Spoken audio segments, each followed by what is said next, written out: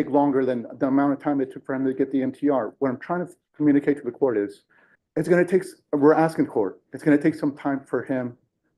All right, all right, court is calling 2024 CR 1237, 2024 CR 1238, State versus Eric Nathaniel Cantu. Can I have parties announce for the record, for the state? Jason Garrett. Defense. Christopher Ramos for the defense. And are you Mr. Eric Nathaniel Cantu? Yes, sir. All right. So it's my understanding, before we go into the motions, that you have witnesses in the breakout room.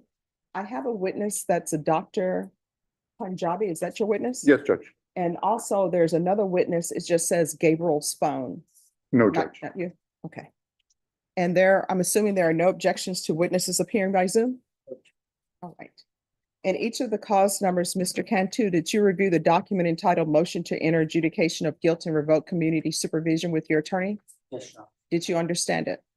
And cause number 2024 CR 1237, are you the same Eric Cantu who was placed on deferred adjudication for the offense of evading arrest detention with a vehicle on September 9, 2024 for a period of 7 years? Is that you? Yes, sir. And in cause number 2024 CR, please turn off your phones. In cause number 2024 CR 1238, are you the same Eric Cantu who was placed on deferred adjudication for evading arrest detention with a vehicle on September 9, 2024 for a period of 7 years? Is that you? Yes, sir. State? Yes, Your Honor. And cause number 2024 CR 1237, violating condition number 23 on or about the 8th day of October 2024 in Barry County, Texas. Defendant Eric Cantu did then and there operate a motor vehicle in violation of condition number 23. How do you plead to that, true or not true? True. And state, do you waive the other violations? On that cause number, yes, Your Honor. Any objection? No, Judge. And then in the next cause number, state?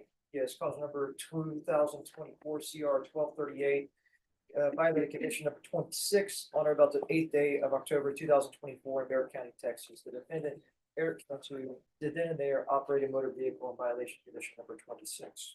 How do you plead to that, true or not true? And each of those cause, and any objections to the waivers? No, Judge. And each of those cause numbers, did you understand by pleading true to violation of condition number 23 and violation of condition number 26, the court could find both of those violations true, grant the motion, find you guilty, and sentence you up to 10 years in prison in each cause number and up to a $10,000 fine in each cause number? Yes, sir. Knowing that, do you still wish to plead true to violations of condition number 23 and 2024 CR 1237? Do you still wish to plead true to violation of condition number 26 and 2024 CR 1238? In each cause number, the court will find violation of condition number 26 true and violation of condition number 23 true. Is there a proposed agreement? Not agreed, Your Honor. All right, state, what are you requesting? State's requesting deny the motion to amend his conditions to include state ISF with aftercare, Your Honor. All right, what are you requesting? Judge, to put the allegation or the true plea within context, he is reported to have met with the probation officer. He drove himself to the probation department. We are proposing the following, we're asking the court respectfully that he be reinstated back on probation, to deny the MTR. We're asking formally that court add very specific conditions that can address some of the trauma that he's been exposed to, specifically a cognitive behavior course, increase UAs, and weekly visits to his psychologist. In order to provide the court some guidance in its determination, the defense would like to call Dr. Punjabi, provide some mitigating information and a framework in which we can view whatever punishment the court wishes to impose. All right, Dr. Punjabi, if you'll unmute, please. Yes, thank you. Can you raise your right hand for me, please? Of course. Solemnly swear or affirm the testimony you give will be the truth and nothing but the truth, so help you God? Yes, I do. All right, you can lower your hand, state your name for the record. Dr. Sunita Punjabi. All right, and could you spell your name, please, for the court reporter? Of course. It's Sunita, S as in Sam, U as in umbrella, N as in Nancy, I as in igloo, T as in Tom. Let me stop you right there. Court reporters don't like when you do the you know, what each letter signifies. Oh, If okay. you spell it completely.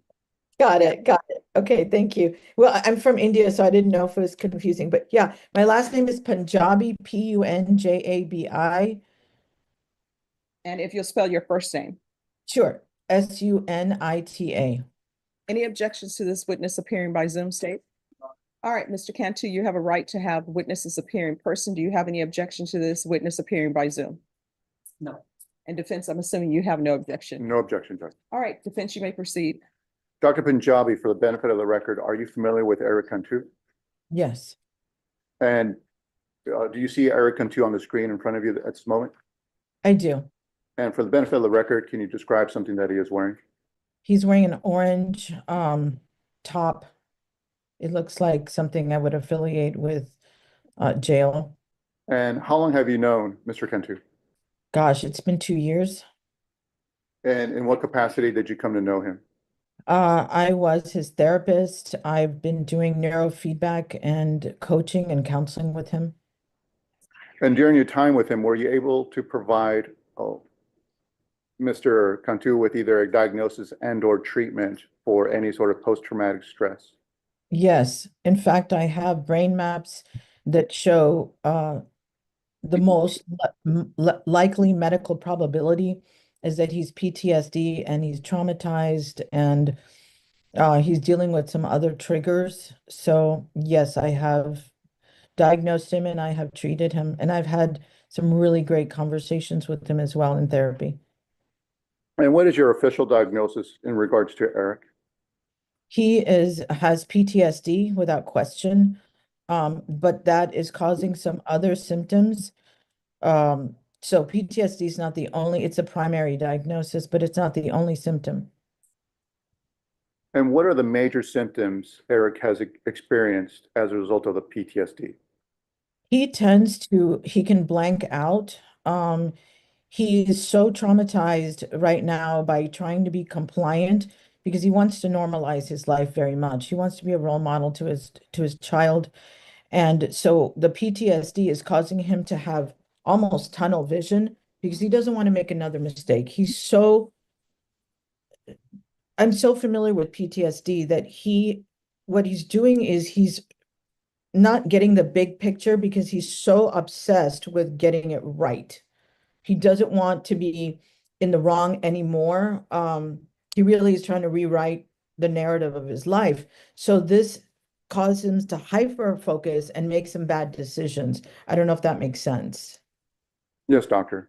Now, in your discussions and in treatment of Eric, can you share with us what was the source or the creation of the PTSD, as far as you know and your understanding?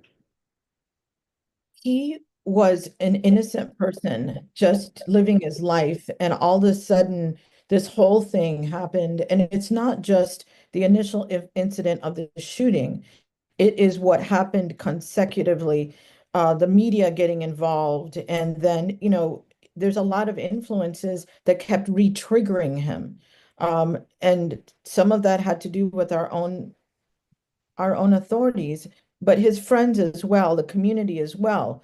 So I really wanted him to just be pulled out of San Antonio. But anyway, that didn't happen. And is it your understanding that the shooting took place when Eric was sitting in a car eating a meal when he was shot by a police officer? Is that Yes. So yes, what PTSD is when bombs explode Excuse me, around just you. stop for a moment. Yes, Jackson narrative, sustained. defense counsel. Doctor, what is your understanding as to specifically the creation of the post-traumatic circumstance? What circumstance created the Well, post-traumatic? yeah, PTSD, what it is the system is not ready to deal with the trauma, and it is suddenly traumatized. And then it continues to be traumatized. And that is exactly what happened. The police is an authority figure for him.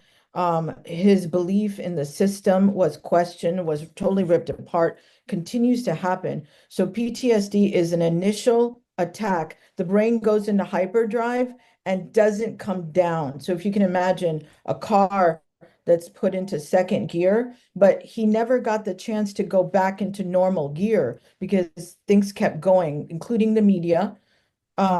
so it's not anyone's fault per se that he was re-traumatized. The initial issue though, and I even reviewed the video this morning from the initial traumatization, the initial event, that was not his fault. Now, though, he is traumatized, he is PTSD, and he's continuing to make decisions in that state of mind. Now, Mr. Cantu has pled true to violating his condition of probation, specifically driving his car to the probation department to meet with his probation officer. Is that your understanding of the violation, correct? Yes, sir, I do understand that. Now, if this probation circumstance was not an issue, how, as a clinician, how would you treat Mr. Cantu? What would your treatment look like? If you think about it, and I thought about this, how would someone violate his probation knowing fair well that he was not supposed to drive? Because he was obsessed with being compliant. He wanted to show up and he didn't think about his whole circumstance because of the PTSD. So when he made the decision to drive, he was not in his right state of mind. I am diagnosed with PTSD. I was in an abusive situation as a child. So what happens is we blank out and the world just becomes, I just got to be compliant. I just got to do right. I can't make another mistake. And in that obsession, there's rushing thoughts in PTSD. He can't be clear-minded. So, I mean, I want him to drive. And I don't want you to think that he's not able to drive. But I would like you to consider what's going on with PTSD. And this is not the Eric I know. He is not making good decisions. And what he did, he rightfully confesses to it. And I really just think it's only PTSD that can explain why he knows he shouldn't make a mistake. He knows he's not supposed to be driving. How does he get into a car and drive to this? Because he's not thinking. He's so obsessed with getting it right. The post-traumatic stress syndrome that he suffers from, does that interfere with his judgment and his day-to-day decision-making ability? Most definitely. It's in the prefrontal cortex. So most of his PTSD is elevated theta right in the front of his head. Theta is moving at about 3 to 7 hertz. That's not enough for him to be able to make level-headed decisions. We did do treatment, but for whatever reason, we had to switch him out to a different program. It was funding or whatever, but he was not able to get the treatment to be able to complete the treatment to restore the frequency back to normal. We were training his brain, addressing the PTSD, and basically that should have continued. He needed continuous counseling. He needed to be taken out of this environment so he could get a reset. But everything was pulling at him, and that is exactly what PTSD is. So originally, PTSD is a veteran who's in or a soldier in a fight, but the bombs just keep exploding, and so his brain stays in that higher gear. Did I answer your question? Yes, doctor, thank you.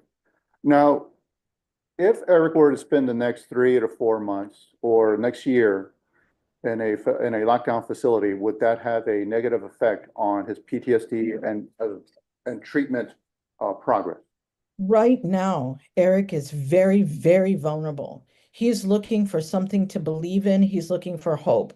The wrong type of influence right now, if he is surrounded by other individuals that have a diagnosis much more severe than his is my concern, he will absorb that environment. He really is at a very delicate state right now. So I'm very concerned if you're going to put him around other individuals that have a diagnosis that are not screened. Yeah, I would not recommend that. Not in a facility like that. I do believe he needs help. I think he needs to be in a continuous situation, not just in and out. I think he needs to be surrounded by medical clinicians that can see his wake up to go to sleep. And I think he needs it for a short time. And I think it needs to be away from San Antonio. but not a lockdown with other individuals with the diagnosis. No, that really concerns me. I know him very well to the point that if I could put him in a bubble right now, I would. He was too young when this whole thing started, and having to deal with the negative fame that this was, the responsibility to put on his shoulders. I actually wanted to prepare him to speak at the Brain Science Symposium.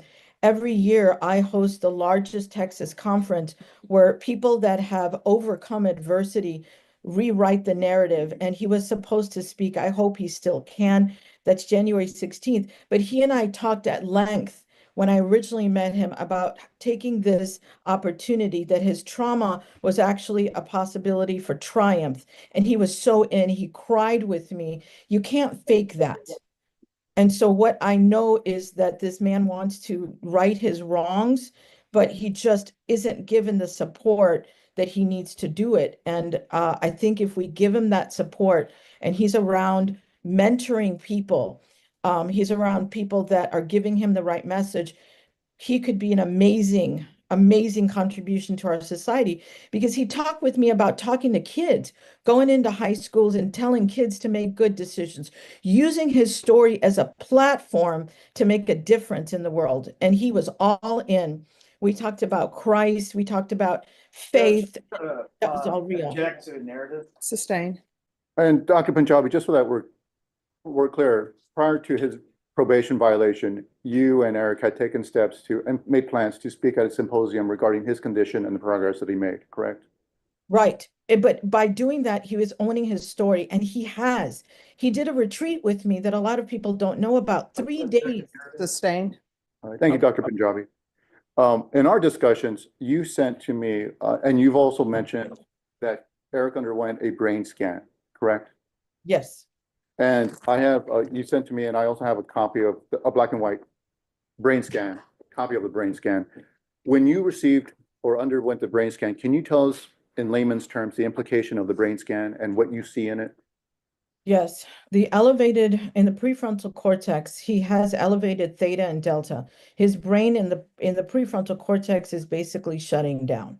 That's what the brain does. That's what the body does when it's in harm.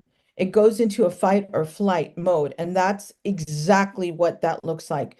I've seen those maps so many times with that exact correlation, and you can see, even though yours is black and white, you can see on the right side the medical probabilities of the symptoms he would have with that brain activity. You can see that he has trouble with focusing. He has trouble with making decisions in the prefrontal cortex, which is where we decide what behaviors to engage in and what not to. Also in the occipital lobe, he has elevated beta. Now, beta is a very fast activity. So sensory things that he's seeing, things that he's hearing overstimulate him. And this is all because of the PTSD and the original incident. So he continues to make wrong decisions, but that's not his fault. He is diagnosed. He shows the map there's no way mathematically he could have faked that. That is real, and his brain condition is real. He's like a soldier in a battle right now, and any little thing is going to trigger him. Yes. And doctor, what I'd like to do is show the brain scan in front of the camera. Is this the item that you sent to me? Is this Yes. a brain scan? Yes, if it was in color, you would actually see the exact location. It's red, it's bright red, and it's yellow and orange where there's a deviation from normal. So what we're using, these are Z-scores. It's based on a normative database of 300,000 kids his age, and we're comparing his brain to what's normal. And you can see the deviation is so severe. On black and white, you can't see it, but if you saw it in color, the deviation is so severe that right now he's just very vulnerable. Thank you, doctor.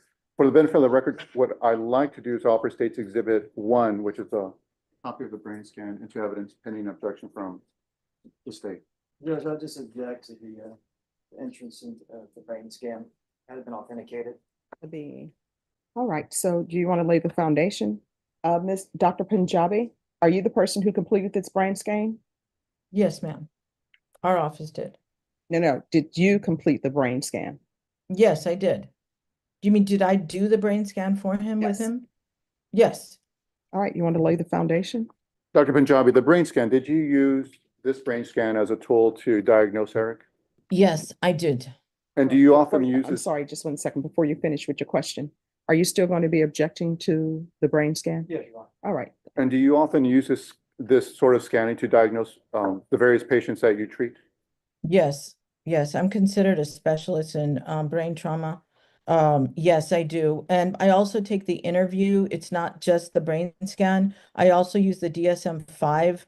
But the brain scans that you're looking at is called a QEEG. Basically, it's like a functional fMRI. It tells us the function of his brain. And a traditional MRI will not serve for the purposes that he's inflicted with what he's dealing with. So an fMRI tells me the functionality of the brain, and what you can see there is the distorted brain activity that is indicative of the diagnosis that I gave him, but it's not the only thing I use. excuse me, just 1 moment. So are you offering this into evidence, or you're just asking for the court to review it? Or do you want it filed as an exhibit in? Formally, I'm asking the court to review it, Judge. All right, then the court is going to review defense exhibit number 1. Just give me a moment. Thank you, Judge. All right, court has reviewed defense's exhibit. Thank you, Dr. Punjabi. I've asked you a lot of questions. Thank you very much for your time. Is there anything that I did not ask you, do you think the court should know in terms of deciding the outcome of Eric's probation? Or how he should spend the next either few months or next few years? I think you've asked me the questions that you need to know. I would like to reiterate that he will become the surroundings that he is, because right now he's looking for hope. He's looking for, the brain does this. The brain searches for the meaning of the events that have happened to him. Right now he's figuring out what that means. So I'm very concerned that if he's around people that could influence that meaning in the wrong direction, he is almost like a child looking for why he's here and why this happened to him.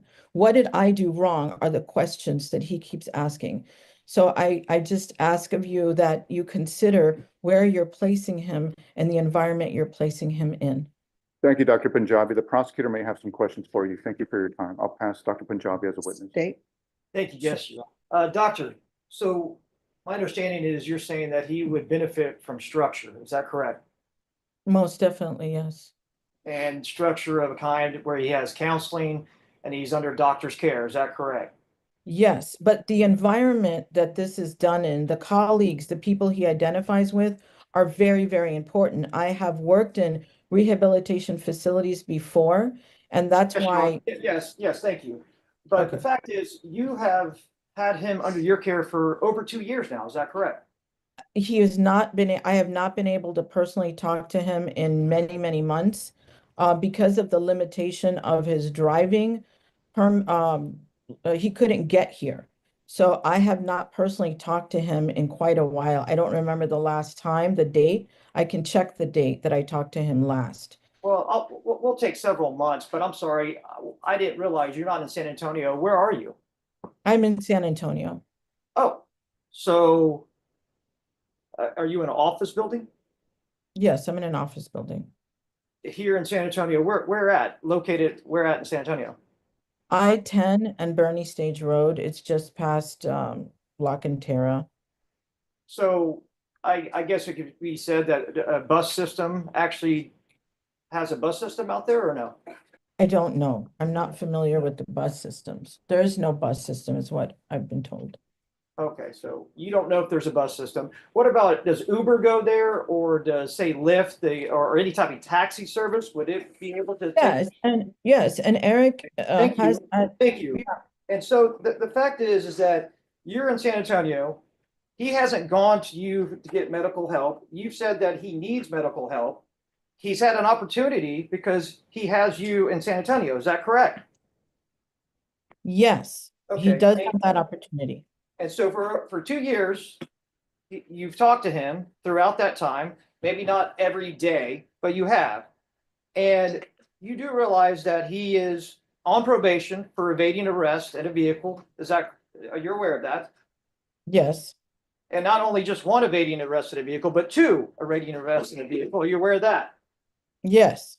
And you're aware that also did you watch the body cams or the dash cams from those evadings? No, I have not seen those, but he has called So- me, things so- for so- that like that are So the happening. fact is you haven't reviewed those cases that he's on probation for. Are you aware that in one of those evadings, he actually ran into an innocent individual in their vehicle and caused damage, if not put them in mortal danger of causing an accident on the highway? Are you aware of that? I am aware of that. Okay. And And so ma'am, when I can speak, I'll tell you what I think about it. that's right. I mean, defense counsel will be able to ask you some questions. Mr. Ramos will ask you some questions if you'd like to expand on that. But you are stating that he would benefit from structure, Yes, and you've had an opportunity for over 2 years to give him that structure, which has not been done. he's done very well until the recent events. He's done very well in the 2 years that you've talked to him, and he violated the law at least twice for evading arrest in a vehicle. Is that right? When he was seeing me regularly and when he was seeing a counselor regularly and getting treatments regularly, there were no violations. The violations These started evadings, after. these evadings that have been. The defense is going to object. We're going to ask the state to allow the witness to finish her answer before you ask another question. All right, state if you'll re-ask your question. Right. And I'm moving on here. The fact is that the evadings happened well over a year ago. So he was under your care during the time of these evadings. You're aware of that, No, right? he was not seeing me over a year ago. I was talking to him, I was writing letters for him, but he did not see me. He stopped seeing me about a year into the entire thing, on a regular basis. Now, I did have a counselor that was working with him, Mary Contreras, and she would talk to him via telephone, but otherwise he was not seeing me and he was not getting the treatment that he needs. And that's because he couldn't drive. He wasn't allowed to drive. So yes, there's a Uber and there's all those things, but when you have a PTSD diagnosis, you're not thinking clearly. You can't make those kinds of executive level I'm going decisions. to object to her narrative. Sustained. Thank you. So, doctor, what I'm asking you is you're saying that one, he needs structure, two, that he needs to drive. Are you telling the court that this individual right here, standing in the orange, needs to drive? I am not saying he needs to drive. So I'm how not. is he going to get to the doctor's office if he can't drive? He Which will you're have saying- figured out another way, but see, when you have PTSD, you don't think about the Uber, you don't think about calling your parents. He is so obsessed with not making another mistake. I know this young man. He really wants to live his life on the up and up. And he never blamed, if he was Your Honor, really, I'm just going to object to narrative. he Sustained. never blamed. The objection has been sustained. And doctor, thank you very much for acknowledging the fact that this individual, out of all the individuals in the world, wants to do better. I think we all can say we want to do better, but it's the question of whether we do better.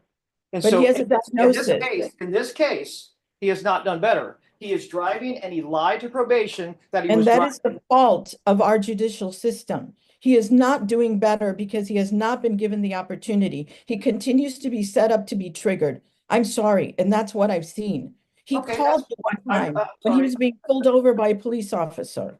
So hey, wait, are you stating to the court that he called you when he was being pulled over by a police officer during one of the evadings? He tried to get help because he continued to be pulled over. Every time the police officers saw his car, I could see that it was a whole, I'm sorry. Well, ma'am, I'm sorry. You just stated on the record that he called you It was during, over, yes, it was a year and a half ago. so when he was pulled over for an evading in the arrest. No, he wasn't evading. He was just pulled over. I don't know why he was pulled over, but he wasn't evading. He hadn't broken a law. From what I understood and what I could hear, it was that his car was just identified and they pulled him over for some, I don't know what it was, but it was But you- nothing. He was breaking a law. You have no clue I what could was. hear, and I could, no, but I could hear the police officer telling him it was some kind of excuse. And this continued, and that's the issue. So, he so keep- I'm sorry. Objection again to narrative, Your Honor. Sustained. Doctor, so you're stating that it's the police officer's fault. Any police officer that pulls this individual over for one, speeding, because one of his evadings arrests was speeding. You realize that? Is that Sir, correct? I don't know if you know what You're the case, PTSD is that is. right? I understand you're not clinically trained, But PTSD means that he will be re-triggered. And that's why he needs to be pulled out into rehabilitation that doesn't involve other types of criminals, though. He's young, he's vulnerable. When this originally happened, he was 17 and a half years old. He's been locked in that age and that mindset. That's when he was traumatized. So I understand you have no clinical background, but Sustained. The Good. objection has been sustained. Doctor, I appreciate your point of view there. But yet again, you did state on the record here that he would benefit from a structured environment with counseling and also other individuals that would care for him, because this individual is vulnerable to actually violate the law yet again. Is that correct? yes, but Thank you. No further his questions. brain is, okay, his brain is seeking meaning. Dr. Punjabi, thank you very much for your time. Eric and I are grateful for your time and your testimony. We have no further questions for you. Thank you very much. All right, Thank thank you. Any other witnesses? No, ma'am. Just argument whenever the court's ready. All right, any objection to the court reviewing the court summary? No, no objection, Judge. May I log off? Yes, you may. Thank you, Doctor. We sincerely appreciate your time. Thank you, Judge. Doctor. Appreciate it. Thank you, Chris. Thank you. All right, so I'm looking at the justification for probation's recommendation. In the justification, it says probationer lied to CSO and failed to comply with his conditions the same day as stating that he understood them. So the court ordered him not to drive. I was very clear that he was not to drive. And I told him he can use Uber, he can use Via, but he's not allowed to drive. According to this, it says CSO, they say that he reported on October 8th. He was read his conditions, given a copy, stated he understood those. And probationer reported he had been working for DoorDash, and CSO told him that he will need to find alternate employment since he cannot drive. At the end of the report, CSO asked how the probationer got to report, and probationer said that he got a ride and that he would be calling for a Lyft or Uber to pick him up. They followed him and waited, and he got into a vehicle and drove off. So I ordered that he was not to drive. Yes, Judge. And I know that probation is asking for ISF. I have somebody with 2 evadings. One of them caused an accident. I'm wondering why he should not be revoked, because he's not obeying the court's conditions. I understand mental health. I understand PTSD, but what, does everyone who has PTSD, they don't have to follow the rules of probation? It is very clear that I told him he was not allowed to drive. He said he understood he was not allowed to drive. So then what I have from this report, that court summary that no one objected to the court reviewing, is that it appears that he knew that he was not supposed to drive because he was dishonest with probation when probation asked him whether or not he had driven there. And he was dishonest after probation says, "Oh, what's your employment?" And he says DoorDash. Again, you can't do DoorDash unless you're doing it by Via or doing an Uber or Lyft. So he knew that he was being dishonest. He knew, even though he had PTSD, he knew that what he was doing was violating the court's orders because he was dishonest about it. So why should he go to prison? That's my question. I know the state is following the recommendations of probation that's saying local ISF for 90 to 120 days. But the court is wondering why he shouldn't be going to prison. And what I can tell both parties is he is going to be in custody some kind of way after this hearing. I've heard all the evidence. Either he's going to ISF or either he's going to prison. And right now I want to know why I shouldn't send him to prison, because he's not following the court's rules. And I was very adamant. It is rare for me to tell people on probation they can't drive, but I was very adamant that he wasn't to drive because he has 2 evading arrests with a vehicle, and one of them involved a serious accident. So why shouldn't he be going to prison? Judge, I can offer this. I can offer, to be clear, with somebody who has PTSD, they should follow the rules of probation. They should follow conditions. We don't disagree with that at all, Judge, to be very clear. I can offer that, at least from our perspective, my perspective, humbly, that the shooting has caused PTSD. He was sitting in his car. He was shot by police officers. It has affected his judgment and certain portions of his decision-making ability in every aspect. I understand that, but my question is, at what point And I understand mental health. I understand PTSD. But at what point are we going to say people need to follow the rules? And that's a fair question, Judge. And I can offer this. This county has made tremendous strides in dealing with PTSD, whether it's in veterans court, in individuals that have experienced sexual trauma through the prostitution specialty court, in individuals that have experienced trauma at the juvenile setting. This county has made tremendous strides. And ordinarily somebody, and I struggle out loud saying this because I don't want to equate Eric to a veteran. I don't necessarily want to No, I'm make fine that, with you. I mean, PTSD, I understand. but we have created structures for people that, even in the New York Times this morning, County Court 13 made the New York Times this morning talking about the trauma-informed specialty court that it's created and how it's doing Okay, well. but why is he not following my orders? And I will tell you, I tell everyone who's on probation in this court, if you ever need anything, you can come back to this court. You can talk to your probation officer. If you feel as though they're not addressing it, you can come back to this court. So why isn't he following my orders? And Judge, respectfully, I can't address that because I've never experienced the sort of trauma that he's experienced. I've never been shot while I sat in my car. I'm a rule follower. I would follow the rules, this court's rules. I'll follow any judge's rule.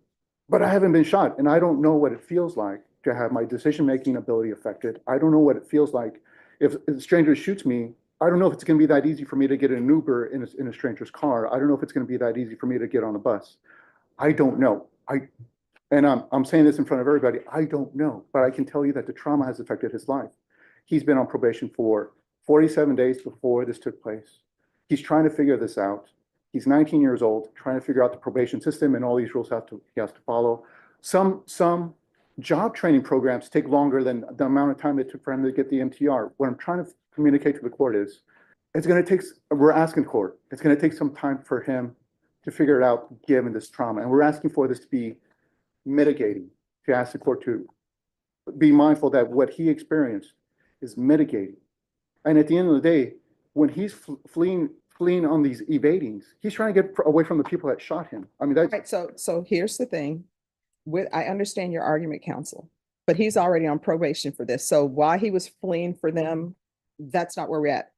I'm trying to figure out why I should continue him. He obviously knows to report because he was reporting.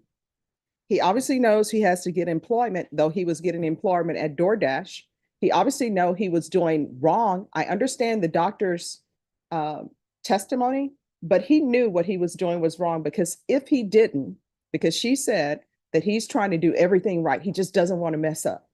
He's being dishonest. He knows he's not supposed to drive. I can offer this, Judge. I can Yes. offer, if the court in its understanding of trauma can offer a little bit more of a tailor-made proposal, that he undergo outpatient cognitive treatment, that he report to weekly UAs. He did test negative. I can tell you right now, I'm not doing outpatient treatment. Here's the thing, where we're at is I'm trying to understand why I shouldn't send him to prison. Either he's going to ISF cognitive or either he's going to prison. Right now, I'm trying to understand, and I understand the PTSD, but I'm reading the report from the court summary. He knew he wasn't supposed to drive. And her thing is that he wants to get everything right. Part of getting everything right is following the court's rules. And my main sari কেন? আমি কি তোরে কিছু দিতে পারি না? এমনি করে টাকা খরচ করলে টাকা জমাইবা কেমনে? দূর, একটা শাড়ির আর কতই দাম। শাড়িটা কিন্তু সুন্দর আছে। আচ্ছা, একটু পরে দেখা না। আরেকদিন পরবো। কি কস? পর না, তোরা অনেকদিন শাড়িতে দেখি না। রাবেয়া, রাবেয়া, খুলতেছি।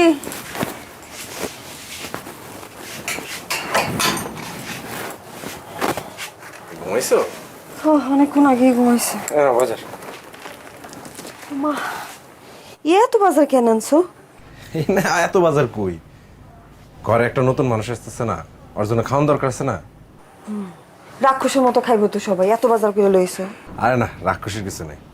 যাও, বাজারটা রাখো।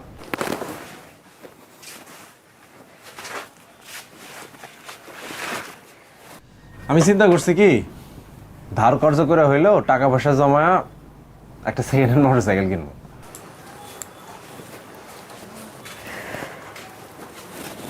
মোটরসাইকেল কেন?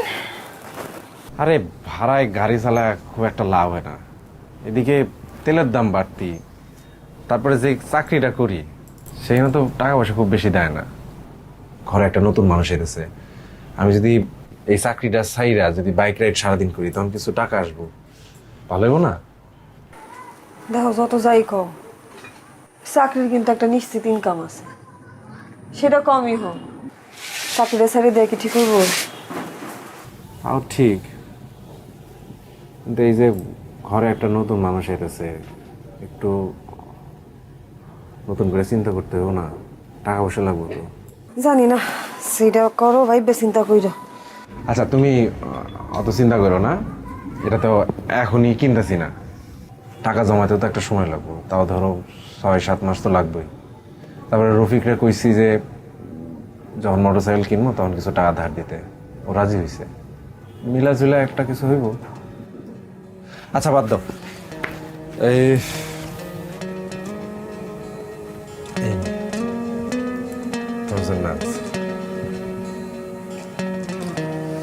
Sari?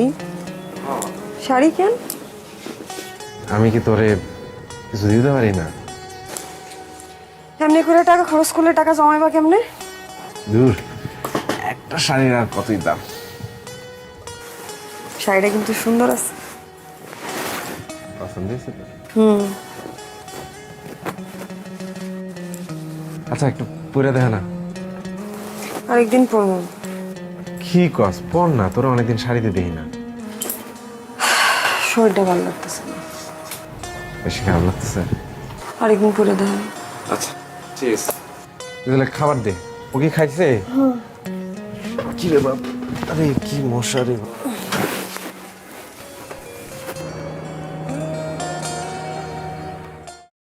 Rule on this was no driving until further notice.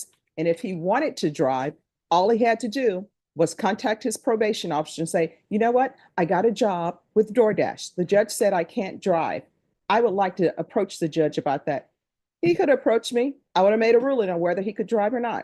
But instead, what he did, he's doing DoorDash, and then he goes into probation driving when he knows he's not supposed to be driving. And then when they asked him how he got to probation, he's dishonest and he says, somebody dropped me off and I'm going to call an Uber or Lyft. And then he goes and gets in his vehicle and drives away. So I understand PTSD. I understand mitigating factors, but part of my job, I view, is to protect the community. He was given deferred adjudications on 2 evading arrest with detention of a vehicle. I understand he's been shot before. His previous counsel said he's been shot before. I understand he was shot by the police. His previous counsel said that. So I set conditions taking that into consideration and allowed him to live his life on probation, but without driving. And I know I brought up to him that he could take the via Uber, Lyft. Instead, he's being 100% dishonest with probation. Now, probation is recommending ISF. They're not recommending revocation. So again, we're back to the point. Why shouldn't I revoke him? Because my main rule was no driving. And he violated that and he was dishonest about it. And that's more than just PTSD. That's knowing you were not supposed to do something, but doing it anyway and thinking you would not get caught. And if there's this fear of police pulling him over, then why is he driving when I told him not to? I can only offer, Judge, that the PTSD did affect his decision-making ability, and it did affect his judgment, and it got him here today. And I can only offer, Judge, that it sounds like the court, it does sound like outpatient is not an option for the court, and No. we understand that at this moment in time. So in the alternative, Judge, I'm asking for anything less than revocation, presuming that the court allows him to go to the inpatient or to the ISF facility. And after the 90 or 120 days, he can resume his treatment with his psychologist. The court can tailor conditions that require him to attend. Dr. Punjabi said something that was very significant. She said that he was receiving the treatment.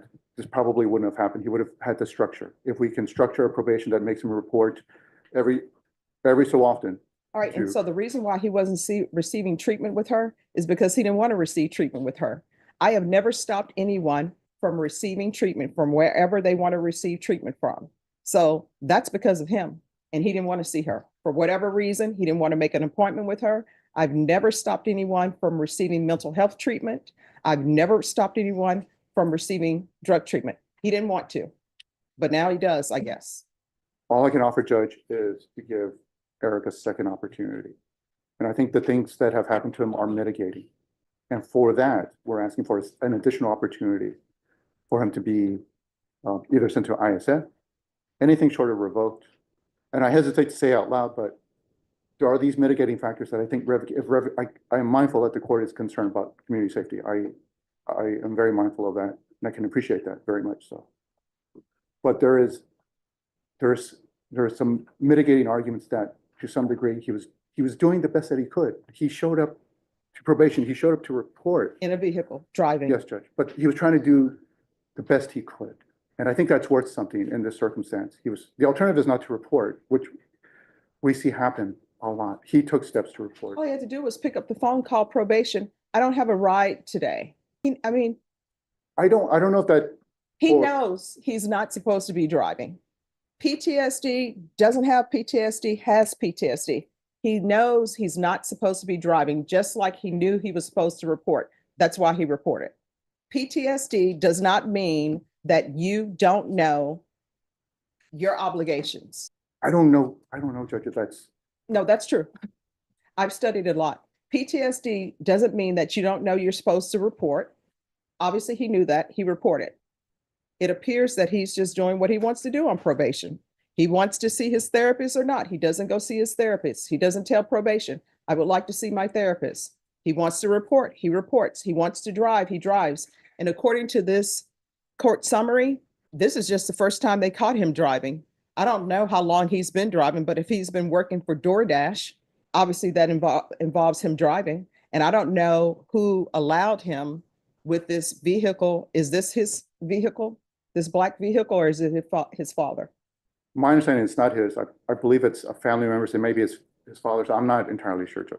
All right, I think it's his father's. His father came in to testify with regards to a bond issue, I believe.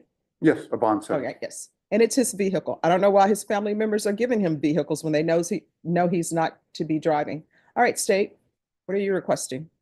Judge, the state, just like in many other type of probationers that have violated within a short period of time, we're requesting and going along with the recommendation of, it said local ISF, the state was asking for state ISF, but the probation department has asked for local ISF. And Your Honor, just in the narrative, it says that this vehicle was listed on his personal data sheet, so it's something that he's aware that that was his vehicle. And so the state's position is that if lack of revocation, definitely a state or local ISF with aftercare. Probation? I'm sorry, And a no driving for the duration of his probation, Your Honor. probation. What is the probation's recommendation? Judge, as listed on the court summary, amend conditions for local ISF for 90 to 120 days, followed by intensive supervision aftercare, hold into custody until transfer. All right, anything else, counsel? No, Judge. Thank you for listening to what we have to say. All right.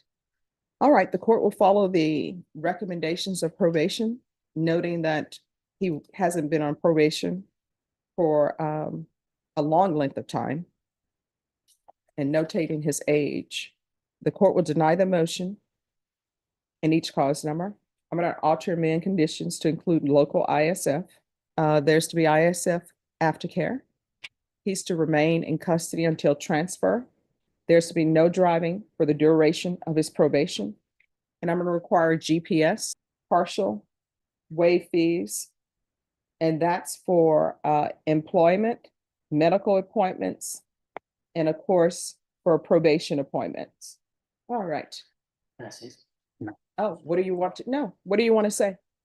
I was gonna say, Your Honor, and the members of this court, I apologize for the inconveniences that No, it's not inconvenient, but here's the thing. problems that caused. let me just explain something to you. In this court, when you're on probation, people will always say it's better to ask for forgiveness than permission. That's not the way it works on probation. On probation, it's better to ask for permission than forgiveness after the fact. You understand? And you need to internalize and realize what you did wrong. You knew you are not supposed to drive. And the reason why you're not allowed to drive is because you have two evadings. And in one of them, you ran into another vehicle. Do you understand? Yes. So that car that you have, the black car, you need to give it to a relative or someone else to remove temptation from your life. Do you understand? We can go off the record. Your range of punishment for each of these cause numbers is 10 years in the prison if you are revoked with a $10,000 fine. Do you understand? Do you understand you're not allowed to drive? Period. Do you understand? Is there anything else? No, Judge. All right, thank you. Thank you for your time. You're welcome. Always good seeing you. Thank you, Judge.